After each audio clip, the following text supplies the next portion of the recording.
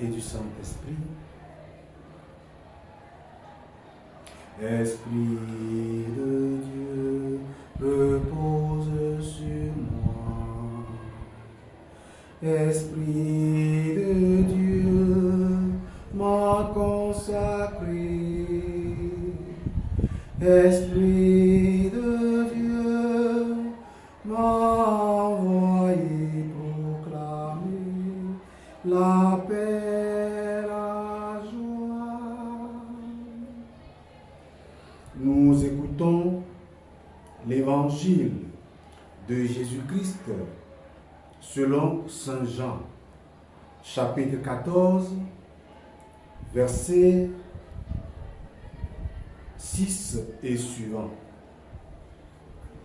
En ce temps-là, Jésus disait à ses disciples, que votre cœur ne soit pas bouleversé. Vous croyez en Dieu, croyez aussi en moi. Dans la maison de mon Père, il y a de nombreuses demeures. Sinon, vous aurais-je dit, je pars pour vous préparer une place. Quand je serai parti vous préparer une place, je reviendrai et je vous emmènerai auprès de moi, afin que là où je suis, vous soyez vous aussi. Pour aller où je vais, vous savez le chemin. Thomas lui dit, Seigneur, nous ne savons pas où tu vas. Comment pourrions-nous savoir le chemin? Jésus lui répond, moi je suis le chemin, la vérité et la vie. Personne ne va vers le Père sans passer par moi. Puisque vous me connaissez, vous connaîtrez aussi mon Père. Dès maintenant, vous le connaissez et vous l'avez vu. Philippe lui dit, Seigneur, montre-nous le Père, cela nous suffit.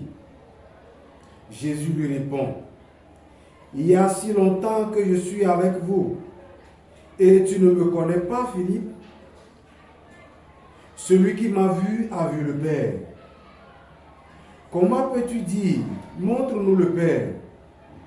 Tu ne crois donc pas que je suis dans le Père, et que le Père est en moi? Les paroles que je vous dis, je ne les dis pas de moi-même. Le Père qui demeure en moi fait ses propres œuvres. Croyez-moi, je suis dans le Père et le Père est en moi. Si vous ne me croyez pas, croyez du moins à cause des œuvres elles-mêmes. Amen, amen, je vous le dis. Celui qui croit en moi fera les œuvres que je fais. Il en fera même de plus grandes, parce que je pars vers le Père. Acclamons la parole de Dieu. Louange à toi, Seigneur Jésus. Bien-aimés dans le Seigneur, nous sommes au 3, dimanche 3 mai 2026. Et voilà les tests ou le test évangélique que l'Église nous propose pour notre méditation.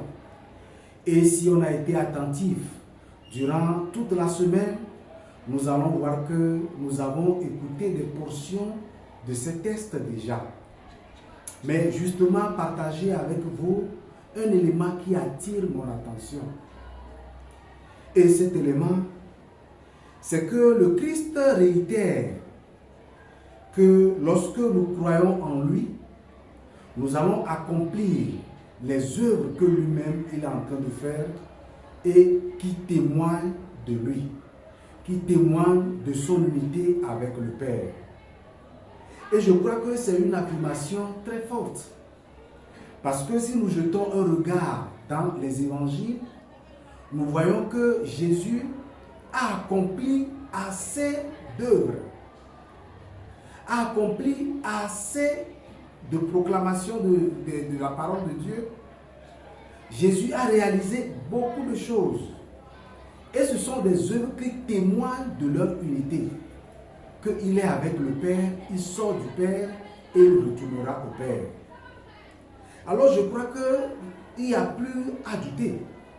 Il n'y a plus à douter de Jésus-Christ lorsque nous voyons toutes les œuvres qu'il a accomplies en Israël. Il a guéri les malades, il a fait marcher les estropiés, il a ressuscité les morts, il a donné la vie aux autres, il s'est donné lui-même également pour que nous ayons la vie.